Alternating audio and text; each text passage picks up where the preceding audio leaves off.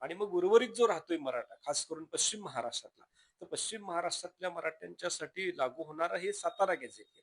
Satara gazetteer मध्ये सुद्धा कुणबी आणि मराठा ह्या काही स्वतंत्र वेगवेगळ्या जाती तशातला काही भाग नाही, अशा पद्धतीची मांडणी केलेली आहे.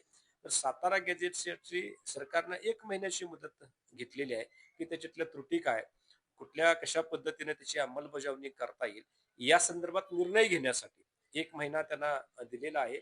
आणि सातारा गॅझेटियर लागू झाल्यानंतर मग आपल्याला पश्चिम महाराष्ट्रातल्या मराठ्यांना ओबीसी सर्टिफिकेट मिळू शकेल किंवा आरक्षणाचा खऱ्या अर्थानं फायदा मिळू शकेल. या सगळ्या पार्श्वभूमीवर मनोज दादांनी असं डिक्लेअर केले की आम्ही आंदोलन स्थगित केलेलं आहे. जर सरकारनं पुन्हा फसवायची भूमिका घेतली, दिशाभूल करायची भूमिका घेतली, तर पुन्हा एकदा मराठ्यांचं एल्गार, कारण वाशीच्या वेळी आंदोलकांना मुंबईनं जवळनं बघितलेलं आहे, 29 ऑगस्टच्या आंदोलनामध्ये मुंबईनं मराठ्यांना जवळून बघितलेलं आहे.